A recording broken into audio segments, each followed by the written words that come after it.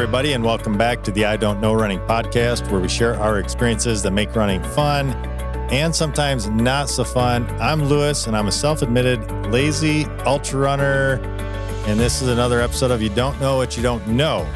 And this is Terrence Rubin with PT Sports Pro. I said self-admitted PT, the last time, but I think I'm more than just self-admitted, right? I got a license behind that name. But happy to be here and talk to our athletes about you don't know what you don't know. And I'm Dave DePrado, clinical manager at PT Sports Pro. Self-admitted even. No, I'm sticking with it. At least not self-appointed, right? Yeah, true. That would be bad. Both licensed here. And Mitch is off doing as we mentioned in the last episode, he's off again doing another marathon. So we have Mitch 2.0 and 2.3 joining us, or 2.0 and 3.0 joining us for this episode. And this episode is an exciting one because we get to kind of tease out and announce some things that are coming for PT Sports Pro. Number one, an open house. Number one, you guys are already open. That's right. Open for business. Open for business April 8th. We started seeing patients and, the schedule's filling up slowly. Yeah. We're trying to get the word out to the general public. Yeah. And at the same time, we're working within the practice through our business office manager, Kendall Barajas. She's really kind of trying to... I call PT Sports Pro, that's who's taking my call and getting me connected? Kendall or Jill. Jill is our admin assist. Yeah. Okay. So, but Kendall is working in the background with all the insurances to try to get us more approvals on that end. But in the meantime, we understand that a lot of our patients and athletes they don't care. They're like, we want to see you guys. How do we get to see you? So we've created some really nice options. If you go to our website, click on the physical therapy about the services tab, tells you about physical therapy. It tells you exactly who we have approved so far and then how we're handling people that are not within our network yet. Gotcha. So we've got an option for an out-of-network kind of insurance plan, and we also have an option for a self-pay, and we can direct all of those things right to our patients and click on a link, and you can schedule it right there. You don't have to even make a phone call. Oh, nice. Nice. Everybody likes that. Yeah, most people like that. Well, the scheduling system has always been a pain, right? Because these days, who wants to talk to people, right? We text and we message and we want a response. And with this system, we've been playing around with it. And again, for those of our patients that have used it, they found it to be super simple. So what do you have? So excuse me. I should have asked you this. I should have asked you this before. When is the VO2 max testing coming? I want to know. So we are going to be moving in a bunch of the equipment over the next couple of weeks. Okay. I think it's this week. But by the time because that would be that's sweat analysis too, right? Or do you already have that? Yeah. Okay, that's all that. So all of those things will be rolling in, I would say, in the last week of April. Okay. So like right around now, we should be, everything in place.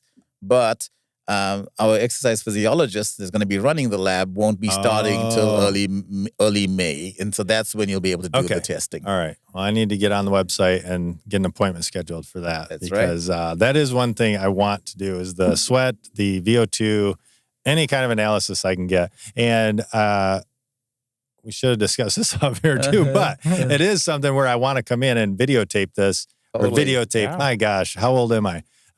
Record this and do something on the podcast, whether that be with you two or You Don't Know What You Don't Know, or with running, but show people what is how this happens, like how all this takes place. Absolutely, and I think with the way we can schedule that, there won't be any other patients in our facility after 1 o'clock on a Friday. Cool. So we can do. So we just need you to sign a release. Yeah. And then, when it's all said and done, we'll give you a little VHS tape for you. You get a VHS tape even. Maybe a Betamax. Even Beta, or what was the laser discs? What were those? Those big giant things. Well, speaking of Fridays, you guys have an open house coming up too. That's right. Yeah. That's right. Don't know when exactly, but when this airs, the 20th, I think 24th. You said. 24th. Yeah. It is coming soon. It'll be within the next 3 or 4 weekends, So it's going to be on a Friday. I can tease that out. Perfect. It won't be on May 10th. I can tell you that. The third, we're all getting ready for Riverbank run. Right? But it's going to be a Friday probably from 4 to 7. It'll be at our practice. It's open to all. So come in, check out the space, grab a drink, a cocktail, and a dessert, meet some cool people. Check things out. You get to see the place, see all the rooms and all the equipment and gear you guys have. You get to meet the people that are helping you, all the professionals. And then you also potentially meet us. Well, me. That's for me. I think Mitch. that's the most exciting thing. Is like we are hoping Yeah. that we can have the I Don't Know Running crew out there, live streaming from our conference room, because we have a great conference room. A couple of episodes ago, I'm sure when we did one of our episodes from the practice, folks could see that. And who knows? Maybe we'll invite you into the conference room to have a little chat with us, right? If you come in and you want to talk, we want to sit down and talk with you. Find out why you're there. Within limitations, obviously, but like, find out, hey, do you know Terrence? Do you know Dave? Do you know somebody else? Do you want to just come in and get to see the space or whatever? Free food. Free food, the coffee.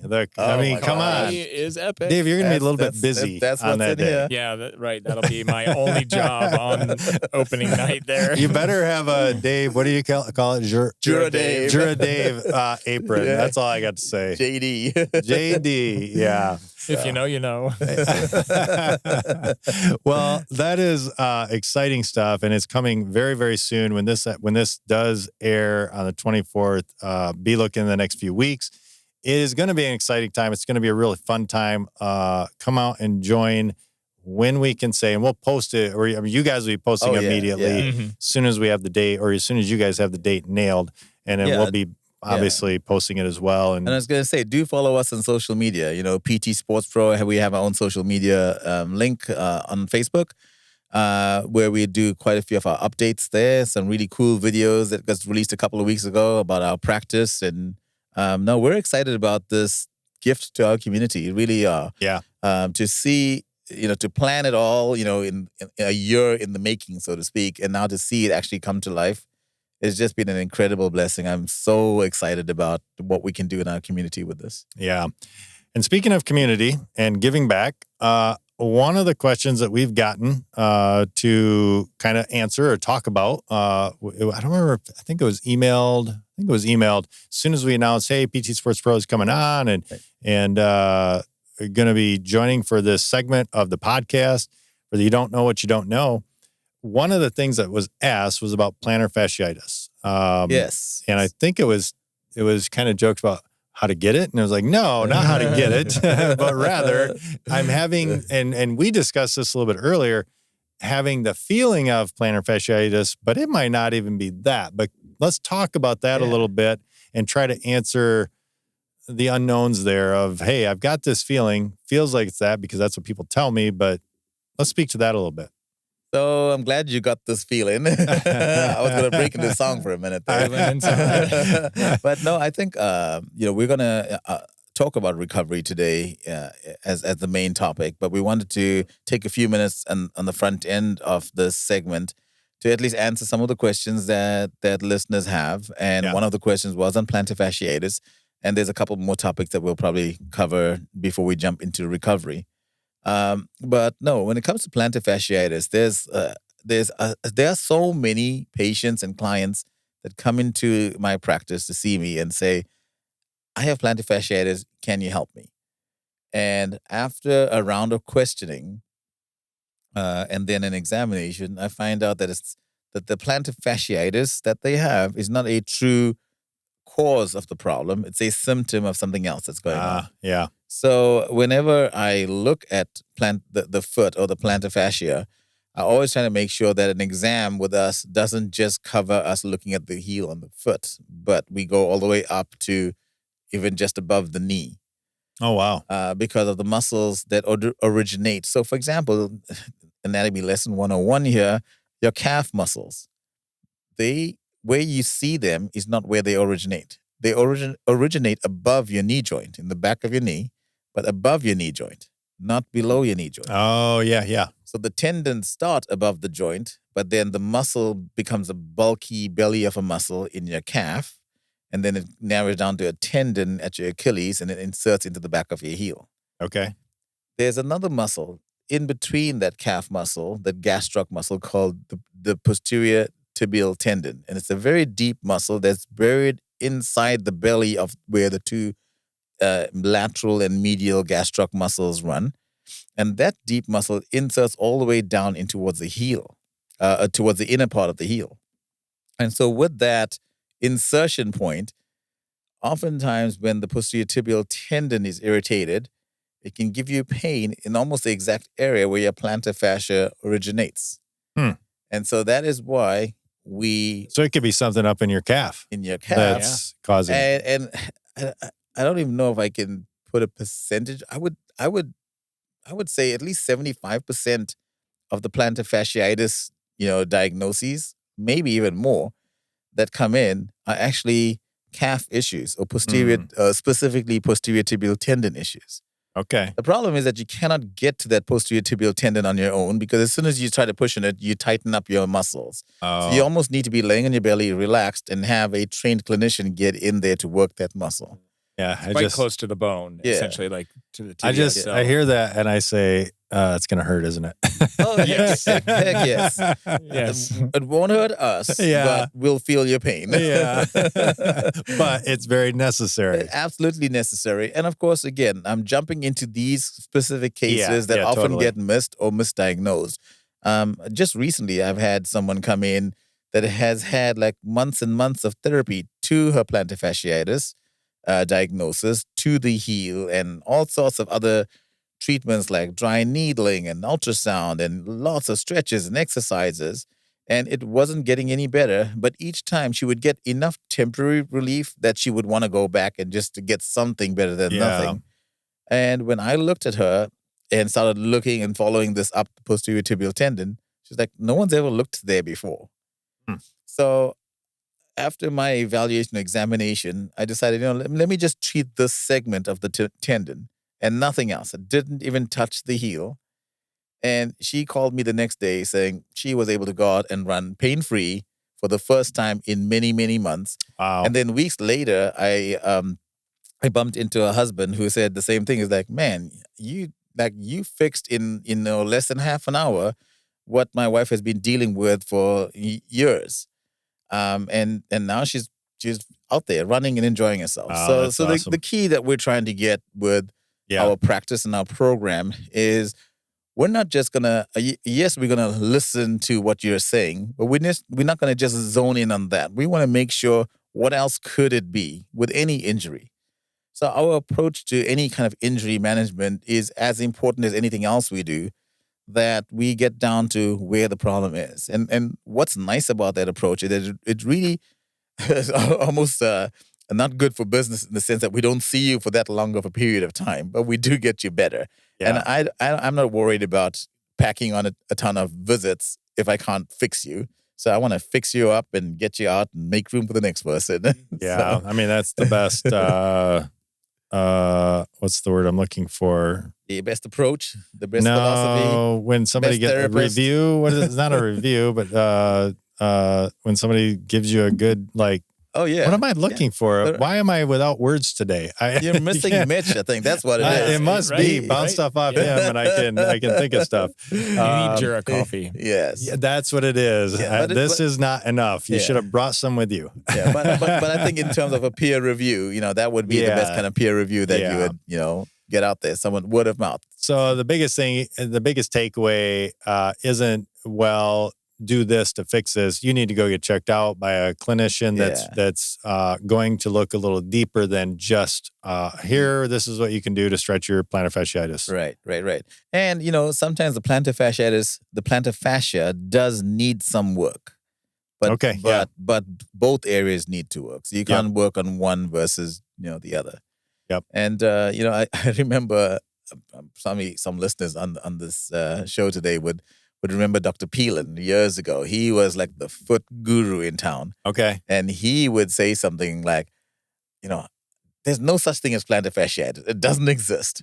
And I never understood why he said that until I started looking at the anatomy a little further in terms of what he was getting to. Yes, there is plantar fasciitis from a medical standpoint where your plantar fascia gets inflamed, so it becomes a plantar fasciitis.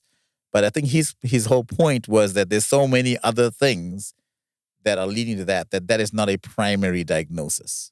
So yeah, because realistically, like how much really happens because of that spot on the foot. It's realistically way upstream. Exactly. That's causing it. And it's pure due diligence that we as clinicians look in the other places. So question on that really quick. Can somebody be doing something to help stretch that without, let's say I don't have a problem, or I had something in the past. Should I be stretching a certain way to help maybe set myself up better to not have that happen again? Or is that just something that you need a clinician to go in and like massage that out? I don't know the terminology, but go in there and fix that. Your innocence with our profession is well appreciated. I don't know the terminology, so I'm trying to be cautious of that. See, that's why you're not masseuses, but if we were a bunch of clinicians sitting around the room, this conversation may go over most people's heads. So now we can just get it down to the Lewis and Mitch version. There you go. I need it very simplified. No, but you're right. In a sense that when you have this inflammation of the tendon, right? What happens is every group of muscles in the calf there's actually 4 groups of muscles that are wrapped in fascia, this saran wrap that surrounds the muscles that keeps the muscle from overexpanding outside of its normal, look, right? So a muscle looks like this form because of the way it's wrapped with this non-stretching saran wrap of fascia. So when you get to the posterior tibial tendon and that gets inflamed, it pushes against the fascia, that gives you some pain in there, but the tendon itself doesn't glide through the fascia. So if you stretch it, all you're going to do is just creating a tug, but without a deep tissue release, you cannot release the tug, which then won't release the tension that it's creating in the foot and heel. You explained that so well. I understood that. Well, I have prided myself over 30 years of practice of really making sure that my patients understand the what and the why. Yeah. So if someone comes to me, I don't just like, oh, you have a hamstring strain and we'll just stretch it. I'm like, no, here's what's going on. Here's why I'm doing what I'm doing. Here's what I'm hoping to achieve by doing that. And the more clued up the patients are when they come in, the more educated they are about, here's how this is going to help me, the more likely they are to even benefit from the help you're trying to give them. So there's a component to health that's beyond just the physical. And we want to make sure we address our athletes at all levels. So even as an educational side of things, helping them understand plantar fasciitis and plantar fascia and how that works and when it can get irritated, and what can you do and when do you need to seek the help of a professional, all of those things matter. Yeah. And because of patients like that, we actually created something at our practice called a VIP visit. So the VIP visit, anybody can get on our system, schedule a VIP visit. It's a 45-minute one-on-one visit, and it's basically like a concierge consult. It's $125 for that visit, but you come in and you're like, you know what? I'm not sure what is going on. Can you check me out and tell me what I should be doing next? And we'll point them in the right direction. And if that direction means that, hey, you know what? You need a physical therapy evaluation and treatment, then we'll schedule that and point them in that direction. You like talking vehicles, so it's kind of like the 27-point inspection for a vehicle that comes in on trade-in or something. Right. Because the last thing you want is someone to not know, and because they don't want to waste the time jumping through all the loops, they do nothing about it, and then an injury gets to a point where it cannot be managed. If they have a way to see us sooner, I mean, it's totally worth the money that they would spend to come in. I've had people that even said, we'll pay you more for that kind of, once off kind of thing, because we think there's value in that. Yeah. And we're not doing it to make money. We're doing it to create an access point for you, our patients, our clients. Yeah, we've talked about that several times on the podcast. Prior to PT Sports Pro being officially the you don't know what you don't know, just the access and all of that side of things, which is very exciting and for me, and I'm sure many others, just to not have to jump through all the hurdles or jump through all the hoops and all the hurdles. But hey, let's get into some recovery discussion. Yes. Let's talk. Hey, I just went and did whatever. Well, you know what? We didn't talk about this. So I couldn't join Mitch on the marathon. So I went out and I did my own marathon last weekend, Friday. I just said, you know what? I can't go, so I'm just going to go run a marathon. I think I wanted, matter of fact, we should have talked about that. I think there were some things I wanted to ask you about with regards to that. Guess but what? We have time and we're running the podcast. I don't remember exactly what it was, but I will say this. I think you had mentioned recovery, and I thought, what is a great way to recover from, I did this, and you brought this up prior. I just took a few days off. I got done with the run on a Friday, and I didn't run until Tuesday. Didn't do anything else. So, what should I be doing? Oh, there's some magic in this answer. I have Magician Dave. So we'll take a dive. That's a great question, though, man. Yeah, well, I mean, when you talk about the aspect of recovery, it really encompasses a whole lot of ideas and a whole lot of options. Laying on the couch, laying in bed. Right. No? Well, I mean, yeah. Yeah, it does. Some. Yeah, Some, totally. yeah. Yeah, there's many modes really that you can think of. Exactly. Just a lot of coaches, a lot of high-end scientists will suggest, just be on your butt. Oh. For sure. From a standpoint. And so really when you think about recovery, I would first say that when you're putting in high volume, especially if you're putting in high volume, you're putting a lot of time into your training. You really need to carve out some time that is dedicated to recovery. Specifically, yeah. And to the extent of 1 day off per week is a pretty good standard. Now, what that 1 day a week can look like is really if you have spent 6 days prior in that week, heavy volume or a good amount of intensity, and you're exhausted, your body is telling you that, you do need to spend some time off your feet and just allow your body to settle and go through its process of really what recovery is adaptation. Your body is getting the chance to adapt to the loads that you've placed on it. Okay. So the next time I go back, it's more adept to handle what I'm throwing at it. Yeah, and healing, right? Yeah. What does adaptation and healing kind of go side by side? Adaptation is basically you're creating a slightly better, improved version of yourself because you trained it, so you should see that improved version. Yep. And healing is that tissue just needs time and space to calm down and to relax and to, rejuvenate. Yeah. Right. If it's, so to say, interrupted by too much activity on that recovery day, then your body is slowed from both healing and adapting. Yes. And then which then impacts performance, right? Yeah. Yep. So I think from a recovery standpoint, there's the complete rest and then there's the relative rest.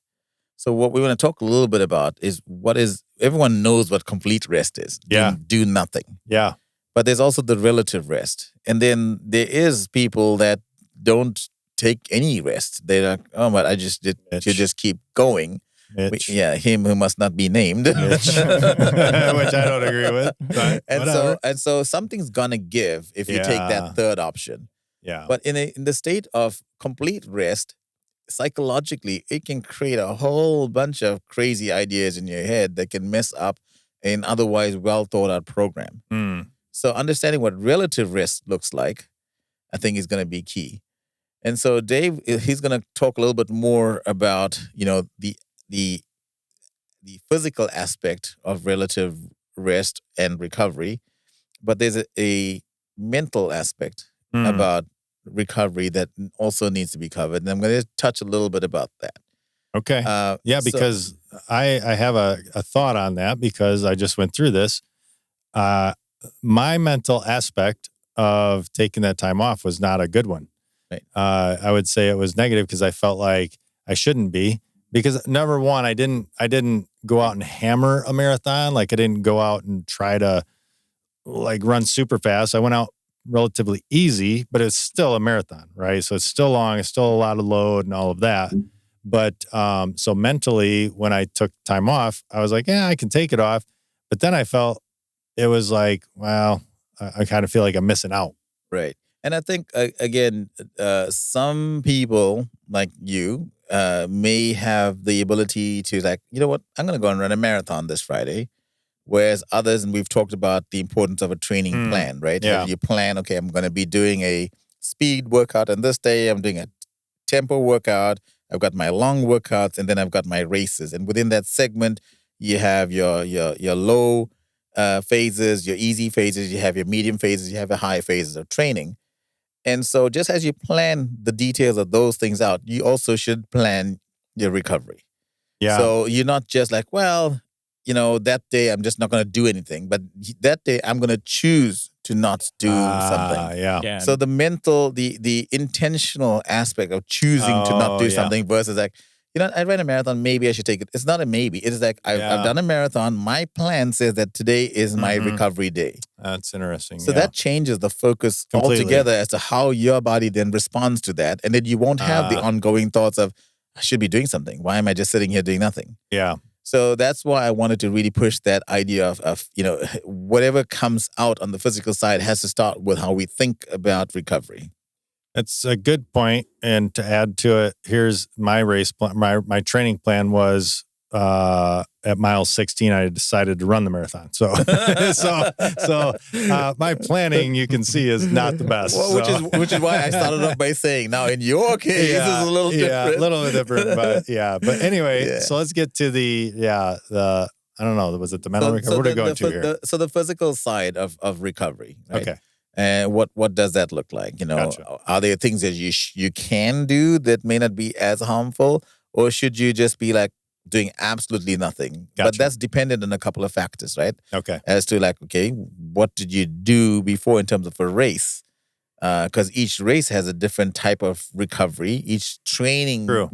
which part of if you're in the easy phase of your training versus in the super high phase, your recovery looks different.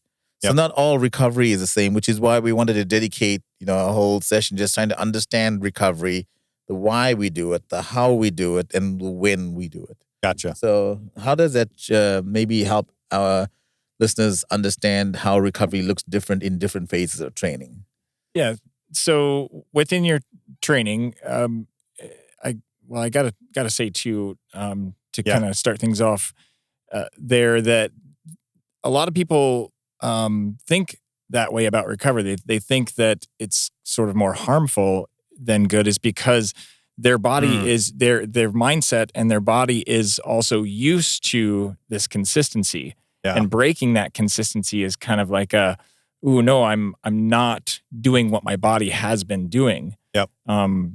Consecutively. So therefore, to really step back and say that, okay, I'm utilizing this time to allow my body to heal is what's very important there. And so in saying that, yes, laying down, allowing your body to recover from pure rest is important. Though, despite the many tools and options that are available for recovery, actually one of the best ways to promote recovery efficiently is very, very light activity. So simply walking. Yeah.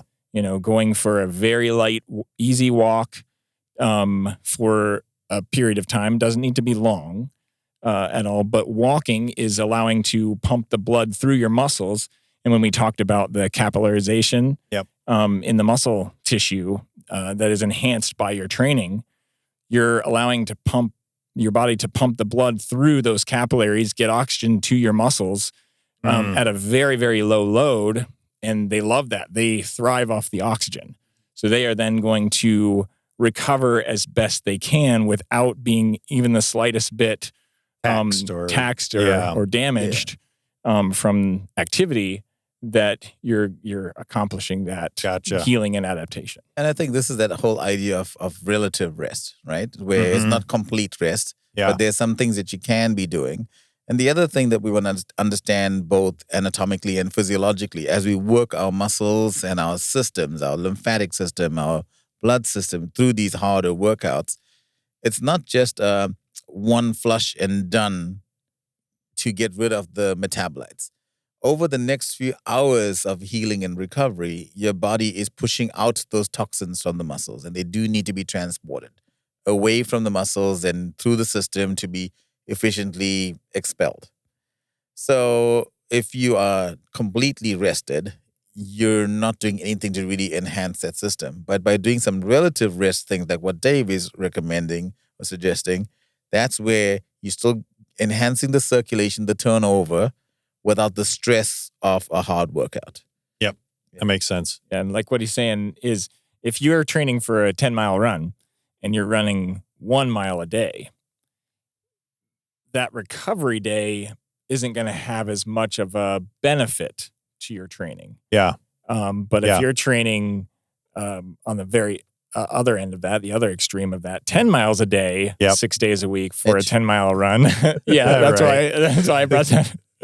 Then that recovery is going to be crucial and very, very beneficial. That's what I was going to say as you guys both were kind of finalizing that little piece was, well, how do I know what kind of recovery I need for any given run? Now, granted, I can pretty safely assume when I did the marathon that I needed recovery. Whatever kind of recovery, I needed recovery, right? But let's say the prior, like, whatever week where I am doing, let's say a 10, an 8, a 6, a 10, how do I know when I need recovery? Your body has a way of telling you these things, and which is why there is no one answer, one size fits all. Okay. So some people, because, you could be doing, back-to-back runs at an easy pace, and your body is just, it's almost like each day is almost like a recovery of the previous day. Yeah. But you could also be doing the exact same mileage, but at a much harder pace. And then that creates a higher demand, which then means it needs a little bit more time to recover. So back to my automobile, kind of comparison. Yeah. You drive a car nice and easy. And when you pull over after an hour, the engine is kind of comfortably warm. You drive a car really hard, and even after 10 minutes, that you can feel the heat of that engine. So if you have the slightly warm engine, it'll cool off after a few minutes. If you have the super hot engine, you got to give it a little bit more time to cool off. Yeah. Your body's almost the same way. So when you push it really hard, you're going to have to do that with some of your training efforts, but then give yourself a little bit more recovery time, which is where the plan comes into effect, because in your plan, it'll say, running 16 to 26.2 miles hard. Somewhere in that window. versus running it easy. And so if I'm running it hard, I'm going to take 2 days of relative recovery. If I'm running it easy, I'm going to take 1 day of relative recovery. So that's again where, the scheduling of the recovery matters. Okay. And I think, again, from a recovery standpoint, hopefully the primary message that I want to share is that you got to schedule your recovery like you schedule everything else in your plan, or it becomes an afterthought. And when it becomes an afterthought, your brain, your mind can play crazy things on you. I remember when I trained for Comrades Marathon, 56 miles of, ultra running. And so I would go out and run a marathon as a training run, and then the next day go out and run another 15 miles more, because that was part of the plan. Yeah. And then the third day, I had a day off. And I was beside myself, not knowing what to do with myself, because I when you get to the point of running, 2 long runs back to back like that, it's hard to step it down to almost nothing. Well, I mean, here's the thing. A couple of things come to mind. Number one is the plan, 100%. If you do not have a plan, it's really hard to follow recovery. Like you don't even think about it. It is more than an hour. It's more than an afterthought. It's not a thought, because, and then what you're labeling it as, a day off, that does not sound like the same thing as recovery. Right. Recovery is an active part of the process of training versus just a day off.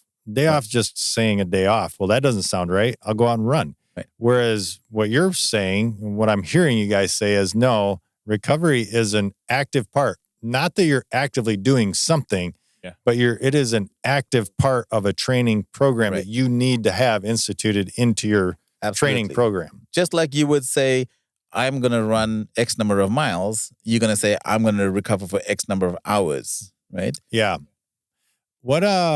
So not necessarily that we have a good understanding, or I'm probably going to get roughly the same answer, I'm guessing here, but we don't have necessarily, we need to listen to our body. Our body's going to tell us what we need, when we need to recover for the most part, but you do have it built into your training plan, because there's a lot of plans. Like if I come and see you, you're going to have a really good idea that, hey, Lewis, you go out and do this, then you need to recover on this next day.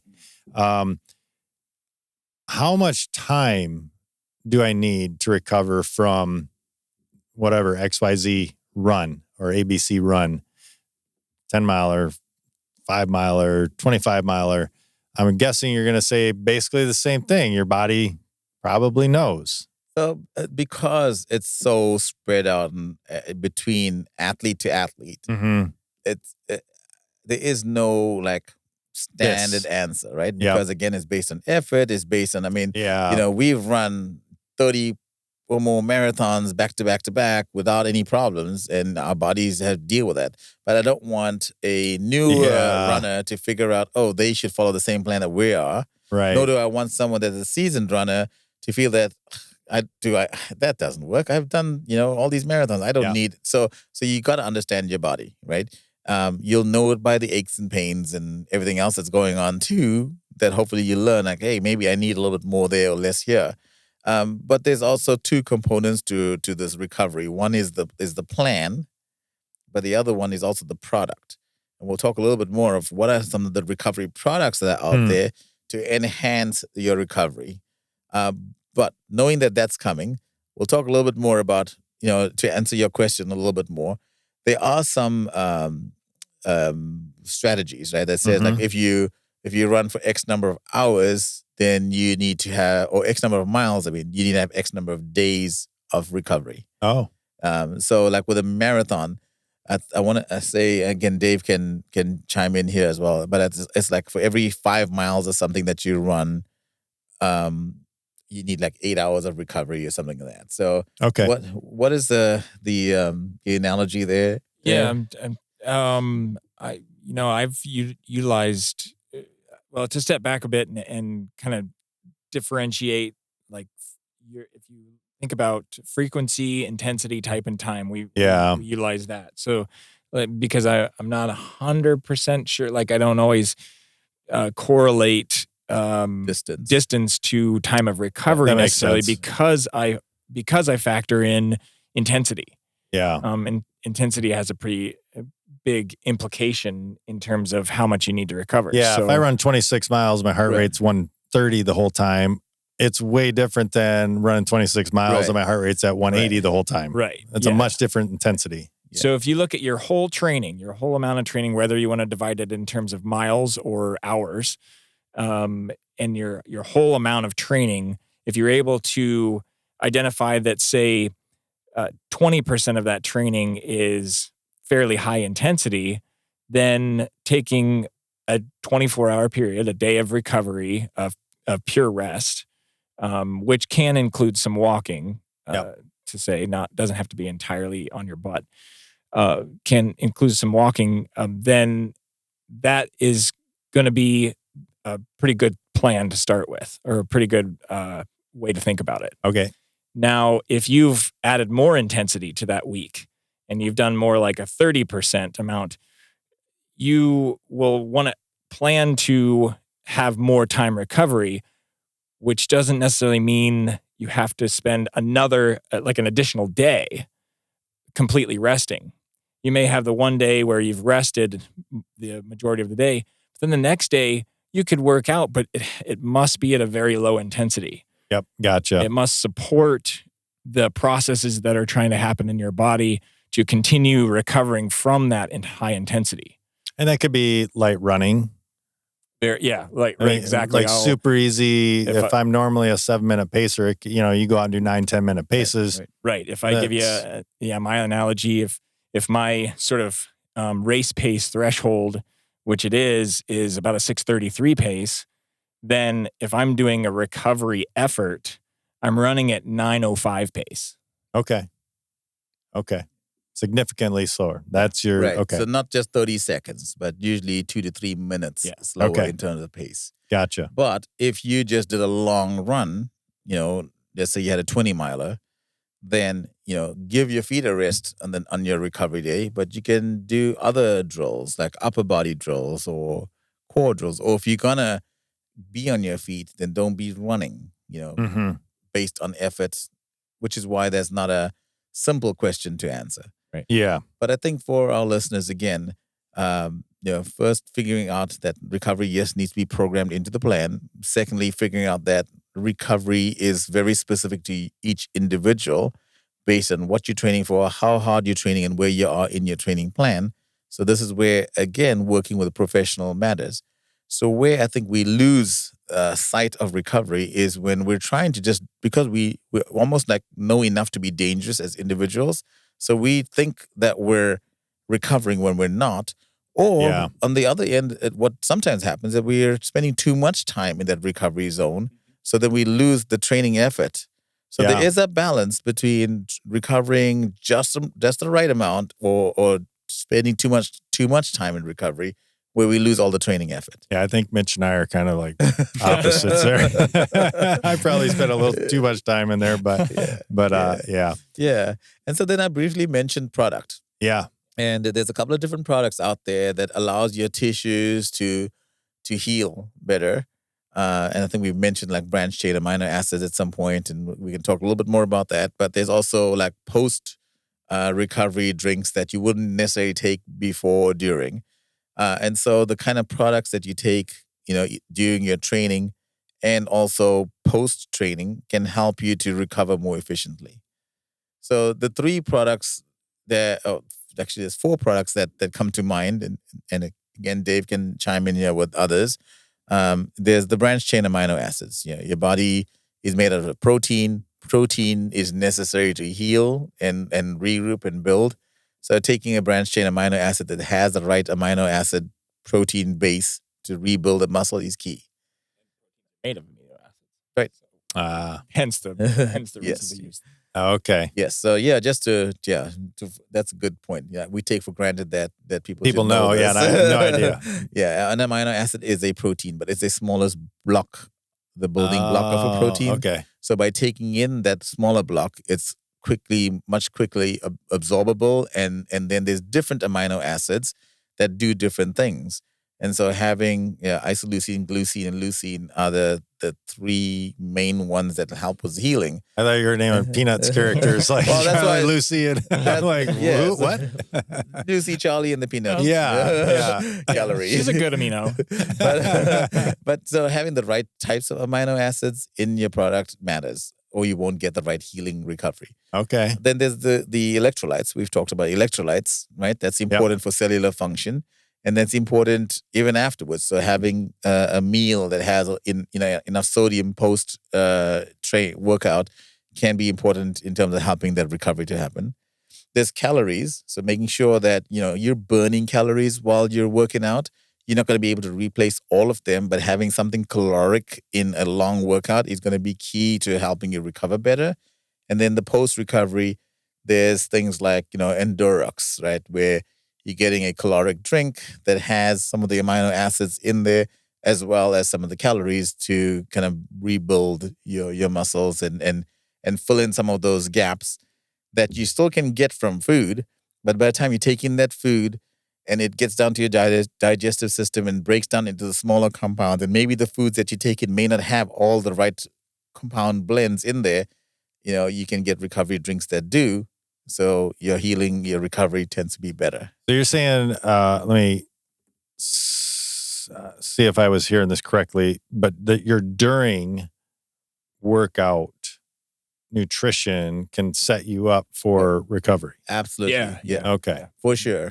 And I think when I was training for my ultra and running back-to-back days, the days that because sometimes, gosh, we all know the answers, but we still forget. We get home and then like there's this other thing that we got to do, and you forget to have your recovery drink. And I remember on the days that I missed my post-workout recovery drink, I had a harder day the next day in terms of how I felt during that workout. And the days that I took it, I'm like, can it be? Is it just psychological, or is it really making that much of a difference? But in my opinion, it made that much of a difference. Yeah. And so when I hear about people that are needing to do that because they are training for the ultras and they're trying to run back-to-back days, and the next day becomes a little bit more of a struggle and the effort doesn't feel right, they feel more fatigued, and they get done and all they want to do is just like lay on the couch.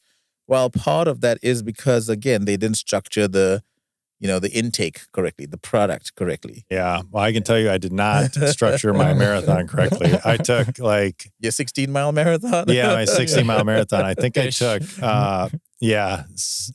6 or 8 little cookies, and that was my nutrition. Oh my gosh. I didn't have anything else. So I was like, well, I'll take these. And you think with the amount of running you do, you'd have a whole box of different... Well, here's a problem. We just went through a long break. Like last year, I didn't hardly do anything. So we went through the cupboard at the beginning of the year, and we're like, expired. Threw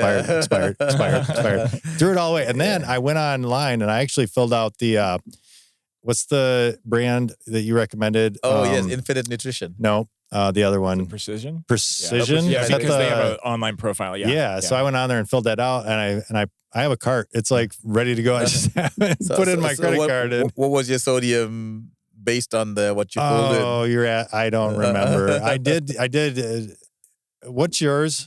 Mine was 1,700. And so mine might have been like 1,200 or something. Mine was like 1,200, I think. Yeah, and this is where I told the listeners again when we talked about sodium, how when you do the calculation of what we get on race day, we're probably getting maybe a couple of 100 milligrams of sodium. If you're not jumping into the pickle juices and specifically, if you're just trying to rely on the Gatorade and the Goose, right, you're looking at a couple of 100. And not even per hour, like for the entire event is what you're going to be getting in terms of milligrams. And the 1,200 that you are taking is the recommendation per hour. Right. So that's a huge difference. But I've done that test and I've changed my sodium. I will say this. And I've noticed a difference. Well, I'll say this. I did not have enough nutrition, obviously, because I'm taking like some cookies and they don't break down the same as like what one of those products will and get into my system as quickly. However, I took 2 things. Number one, I took a bag of the salt chews, which you take 2 of those basically every 2 miles.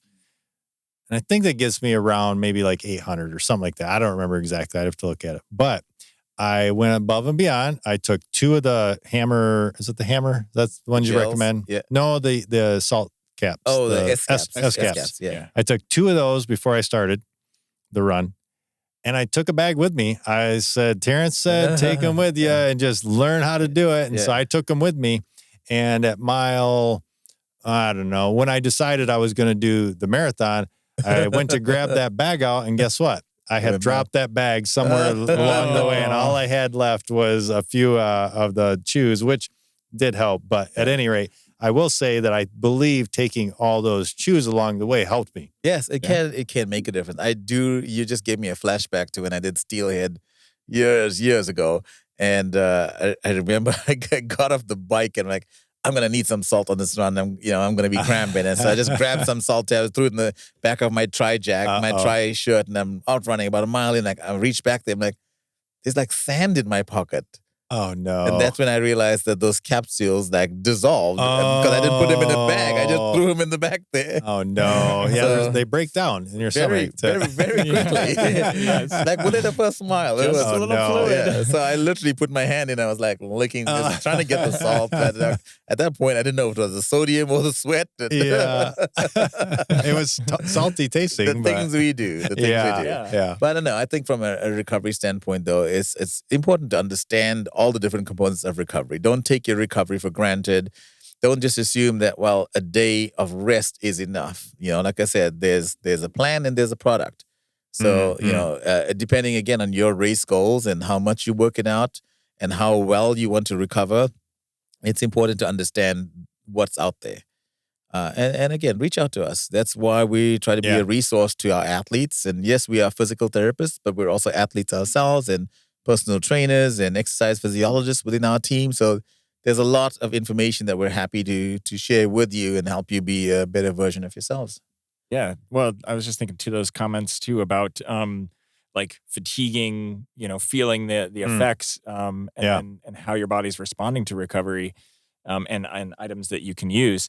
If a lot of listeners, especially, and all of us have been in the situation where you are in a race and you don't follow your nutrition plan correctly. You don't follow the plan. Never done that before. Oh my goodness. Exactly. You get to the end of the race and you bonked and you sometimes you can identify, I didn't take what I was intending on taking or I didn't do it the way I should have. Therefore, my race suffered at the end. And so kind of that microcosm of that individual race and suffering by the end then is similar to throughout a week. If you're not taking in the calories and you're not getting in the protein, if you're not getting in the sodium and replacing the sodium because of hot conditions or whatever, you're sweating too much, and you get into that deficit, then you can take your recovery day and say you don't take in the necessary product. Then you still kind of feel like crap. Yeah. Going into the next week where you're starting to train again because your body hasn't gotten what it's been depleted. Yeah, that makes sense. So recovery is not just relative, it's active. Yes. Right? And so, keep that in mind as you go out there and hit the pavements or the pools or the bike lanes. And is there anything else that we want to talk about in terms of recovery, Dave? Well, there's a lot I could talk about. Wait a minute. We have toys at our practice again. Yes. That's actually what I was thinking. So one of our rooms, it's actually called the Don Kern, giving ode to the man that started the Grand Rapids Marathon. The Don Kern Cool Adventures Recovery Room. Oh. And the this question doesn't sound fun. The question on Lewis's mind is, and what is this cool adventures recovery room? I think it has to do with ice at a bath. No, ice is too much to maintain, and we're at next level. Gotcha. We actually have a hyperbaric chamber in there. Dave's going to tell you all about that. You showed me that. Yes. And we have pneumo compression boots. So from a recovery standpoint, if an athlete wants to come in and get one of those services, it'll be available through our menu, where they can choose time in either component or in both. So Dave. So let's talk about that. Right. A lot of people know about the recovery boots, for sure. With the hyperbaric chamber, it's a really interesting and very quickly emerging space in sports science. For recovery. Because it's been well known for like training yourself to run at altitude, right? Am I thinking the right thing here? There's different applications. Yes. Of hyperbaric there. Yeah. And scuba diving. But different application. But in this application. Yeah, exactly. Historically, they've used hyperbaric chamber for the bends, exactly. And you're trying to increase the pressure. Well, what am I thinking of? Where they get in the big tube. Well, no, you're thinking about altitude training. Yeah, where they get in the. That's not a hyperbaric chamber, though. Oh, so don't you have one of those? So many questions, Lewis. Well, don't you have? Didn't you show me a room with the coffin? No, I was thinking you had one with the for altitude training. No. I would love. So you showed me the one for the hyperbaric chamber, where it looks like a little capsule. Those what you're thinking of is limiting your oxygen. Yeah. Sort of as if you were at altitude. Yeah. Limiting your body's availability of oxygen. Yeah. Therefore, it adapts to that environment. Yep. This with the hyperbaric, actually the opposite. It's essentially the opposite, where you're more or less. Or you are pressurizing the air around you in a capsule to 1.3 times our normal ambient air. We got to get you into that thing. Yeah. So what does it do? So if you're pressurizing 1.3 times, your body is able to literally take in 1.3 times more oxygen per breath. Gotcha. Right. I was going to say, for the sake of the listeners, does any of that oxygen get absorbed through the skin as well, or is it all just through inhalation, breathing? But it's both. Oh, okay. Yeah. Ta-da. And obviously, the more oxygen you have going into your body, the faster recovery happens. The easier that oxygen can get into your blood, it just can very efficiently flow along the blood capillaries and the blood pathways to your tissues. Yeah, which again, not to take for granted, but for our listeners, you breathe in oxygen, you breathe out CO2. So what we're doing is we're giving you more oxygen, so that oxygen can be utilized more efficiently by your system. Okay. Totally. Yeah. So essentially, with this apparatus, an hour is the typical recommended amount of time that you would spend there. It hasn't been shown, drastically more. It hasn't been shown to be that much more beneficial kind of thing. Gotcha. Does it remove wrinkles? I will consult with the research.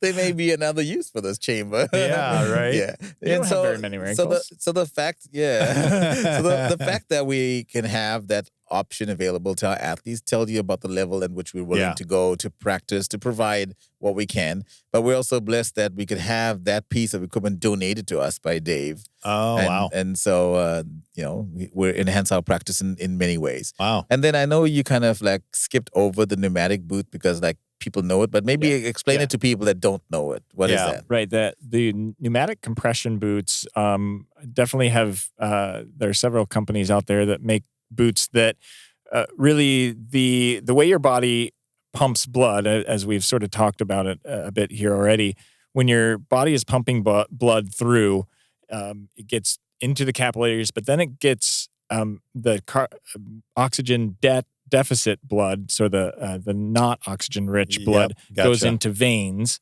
then which is then taken back up to the heart and lungs to be reoxygenated. Gotcha. So in order to help that process happen, we use compression around your extremities. So a compression around your feet, calves, and thighs all the way up. That's why the boots go up to your groin. Yep. So the recovery boots will do just that. They will provide compression, sequential compression from the foot all the way back to the groin. To help promote that flow of blood. So it's allowing you to sit and relax. At the same time that you are pumping blood more efficiently back to the heart. Okay. So, and we actually have a little like reclining chair in there. We use a company called Rapid Reboot. So they're our go-to for pneumocompression, and it uses air that is pumped through a compressor into this boot, into this device that goes like over your whole leg, and then it'll add pressure at your foot. It can release it, then add pressure at the next level, and it's got like 4 different chambers. Or it can add pressure and hold, and while holding, then the next one and the next one, and it actually enhances the whole flow towards the groin. And why we want flow to go towards the groin is because that's your exit point into your lymphatic system. And we have you in a recliner versus just sitting up. It's because the flatter you are, the better we're able to also use gravity to enhance it and not create any kink points in the groin. Yeah, so that makes sense. It's a really cool recovery tool. They have pieces for the arm, for the hips, for the low back. And I think we don't have the arm piece, but I think we have the back, the hips, and the legs. Okay. At the practice. And you'll be able to schedule. And with those pieces, anywhere from 15 to 30 minutes will give you a pretty good squeeze, relax recovery. And you do feel good, after going through that. Okay. Awesome. Yeah. And what else, Dave? What other toys do we have? Oh, we've got a really cool power plate system. Oh, yeah. Vibration plate. Yeah. Yeah, you showed me that. So the vibration technology that we're using right now can be used for active, things as well as recovery things, depending on how we use the frequency on the vibration. But just for our listeners to know, that there are multiple tools out there that can enhance recovery outside of the things that you can do at home on your own. So plan, product matters, active recovery versus relative recovery matters, but think of recovery as part of your whole program versus it being an afterthought. When it's an afterthought, that's where we don't take it seriously enough, we don't do it correctly, and then we wonder why our bodies don't perform the way we want it to perform. Yeah. No, I think that's all good. Yeah. And if you try to recover just as needed, so to say, then you're less likely to actually take a day to recover. Yeah. You're gonna do an easier workout and be like, oh, I feel great. I don't need to recover. And then that's where your tissues get behind and your tissues get that chronic injury that they can't repair or recover from. Yeah. No, this has been good. And I think, if there's a couple of major takeaways, correct me if I'm wrong, but it's plan the recovery. It's needed. It needs to be in your training plan. And there are multiple ways. You can do it at home, certainly, but there are also some other ways that you can do it. For instance, going to like a PT Sports Pro and visiting different tools in a chamber that you can run at elevation with. No, wait a minute. That's not what that's for. But there are multiple tools that you can check out at PT Sports Pro as well to help in that recovery process. And well, thank you guys for this. I know a lot. I know that I know a lot more from having talked about this. And I love the way you guys explain it. I can't emphasize that enough. Love the way that you break it down. Way more simple for me to understand with regards to what's going on in the body. Because I understand, you tell me you're a professional, you went to school, and you've learned all this and you have tons of experience. I trust you, but man, it sure helps to understand what's going on in the body and the why, because it is like a light bulb that goes off and you go, oh my goodness, that makes so much more sense now. Yeah. And helps a lot of us take it more seriously or want to do it. And I think that's really a foundation principle of how we work, right? We want to help you understand everything that you need to understand about your body, about what we do. All of these things makes you a better individual. So I'm happy to bring you another episode of You Don't Know What You Don't Know, because now you know. Thanks, guys.